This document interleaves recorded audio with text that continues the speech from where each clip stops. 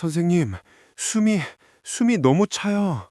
어느 평일 아침 9시, 응급실 문이 급하게 열리면서 70대 초반 남성 한 분이 들것에 실려 들어왔습니다. 가슴을 꽉 움켜쥔 채 얼굴은 새하얗게 질려 있었고 혈압은 이미 크게 치솟아 있었습니다. 검사 결과 심장에 피를 보내는 혈관이 심하게 좁아져 있었고 조금만 더 늦었으면 큰 심근경색으로 이어질 뻔한 상황이었습니다. 가슴을 꽉 움켜쥔 채 숨을 가쁘게 몰아쉬면서 이런 말을 반복하셨습니다. 아침만 먹고 나면 가슴이 좀 답답하긴 했는데 오늘은 유난히 더 심하네요. 혈압은 이미 많이 올라가 있었고 심전도에는 심장에 부담이 된 흔적이 보였습니다. 저는 처치를 하면서 이런 생각이 들었습니다. 이분은 아침에 무엇을 드시고 오셨을까? 상태가 조금 안정된 뒤 조심스럽게 여쭤보았습니다. 오늘 아침 식사는 어떻게 하셨나요? 환자분은 힘든 숨 사이로 이렇게 대답하셨습니다. 선생님, 나이도 있고 해서 저도 나름 건강하게 먹으려고 했어요.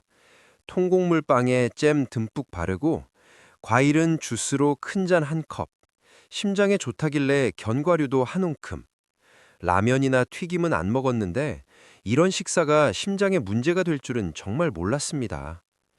여러분, 이 식단 어디가 크게 잘못돼 보이십니까?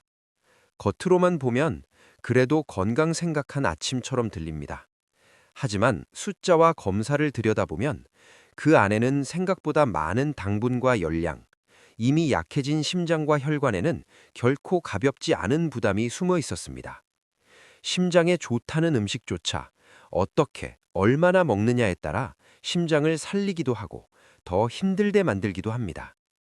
저는 서울심장혈관병원 김도현 심장내과 전문의입니다.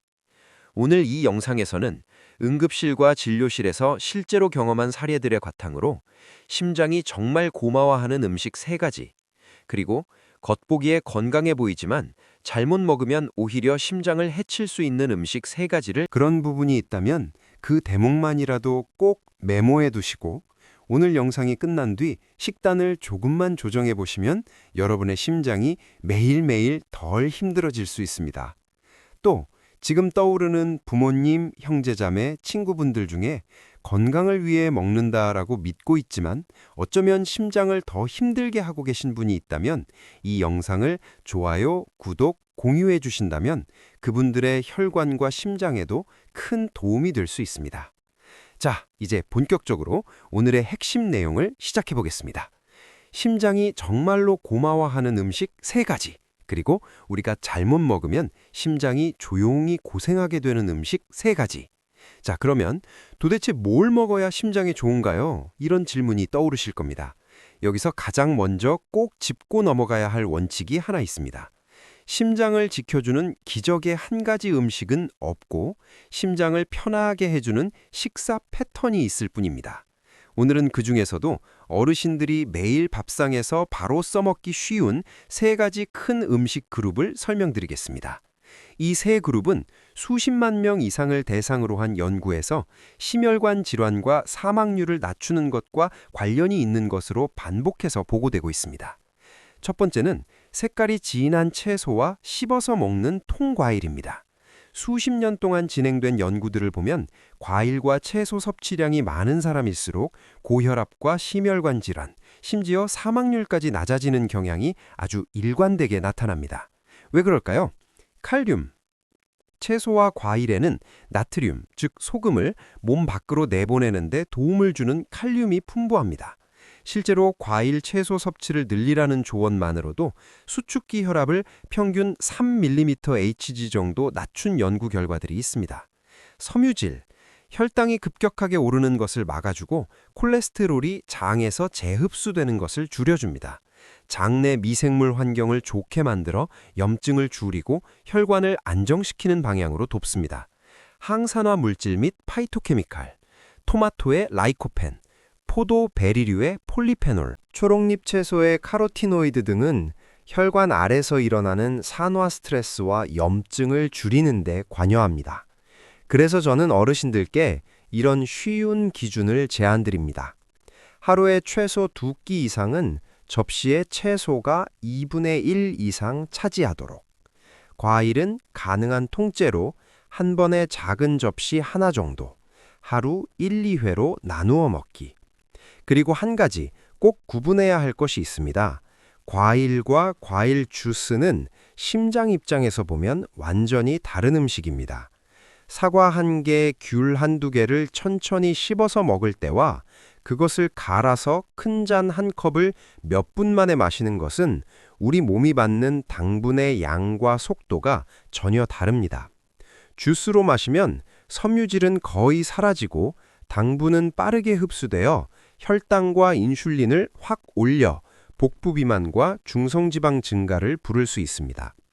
두 번째는 통곡물과 콩류입니다.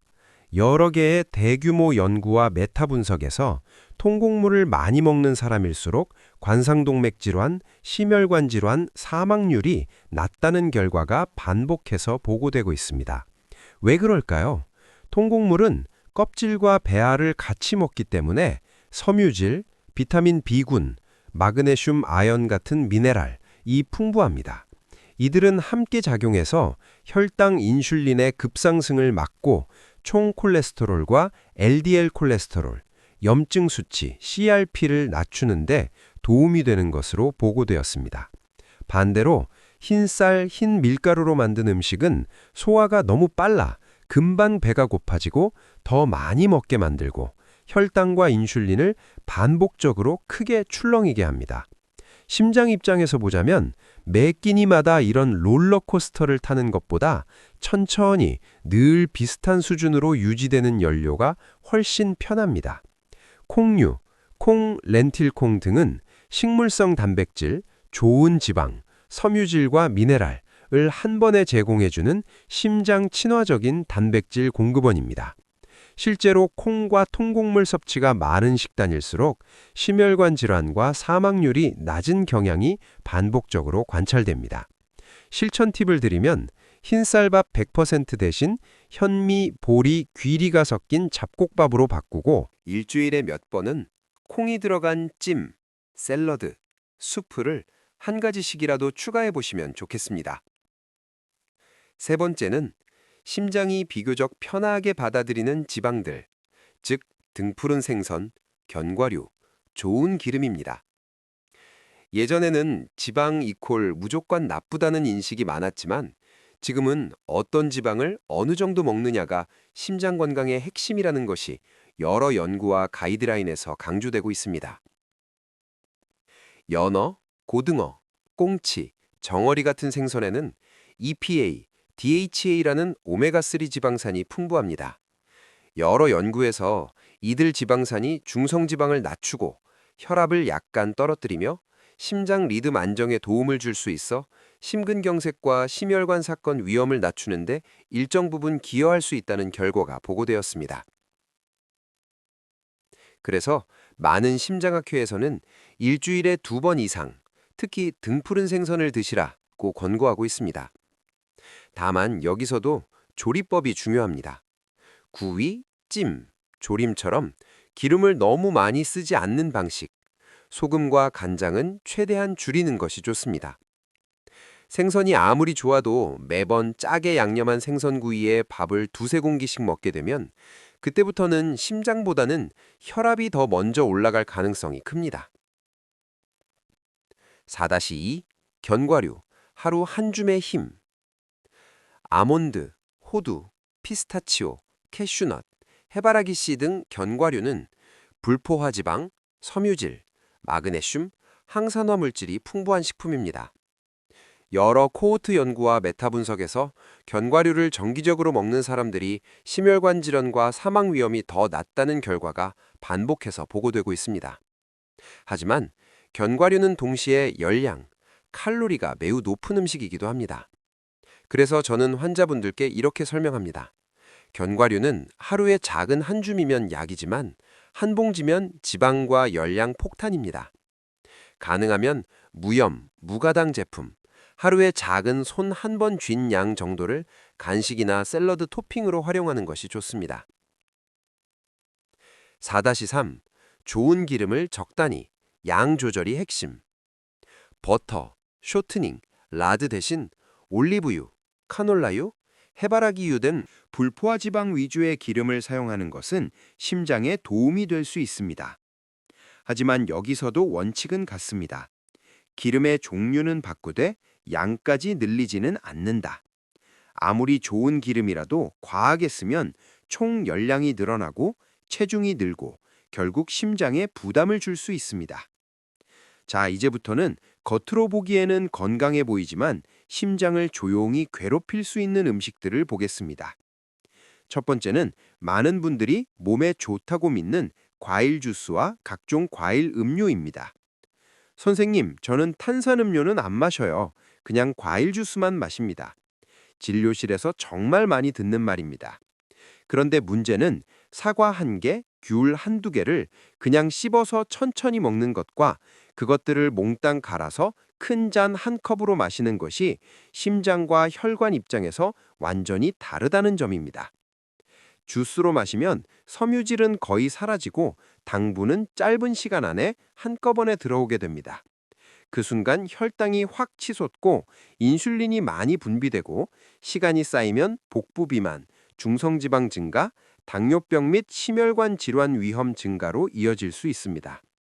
게다가 마트에서 파는 많은 과일 음료들은 100% 과일이 아니라 과일 농축액 플러스 물 플러스 추가 설탕으로 만들어진 경우가 많습니다.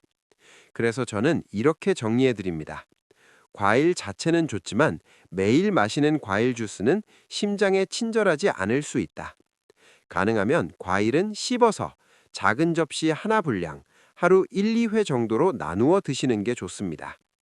두 번째는 포장지에 저지방, 다이어트용, 라이트라고 적혀 있는 가공식품들입니다. 많은 분들이 기름기가 적으니까 살도 덜 찌고 심장에도 좋겠지 라고 생각하십니다. 하지만 실제 제품들을 자세히 보면 지방을 줄이는 대신 당분과 전분, 각종 첨가물을 더 넣어서 맛을 맞춘 경우가 적지 않습니다. 예를 들어 저지방 요거트, 다이어트용 시리얼, 샐러드용 저지방 드레싱 이런 제품들은 당류, 즉 설탕이 매우 높거나 나트륨, 소금이 많고 인공 감미료와 향료가 여러 가지 섞여 있는 경우가 많습니다. 심장과 혈관의 입장에서 보면 지나친 당분은 체중 증가와 중성지방 상승, 인슐린 저항성을 일으키고 과도한 나트륨은 혈압을 끌어올려 혈관벽에 계속해서 부담을 줍니다.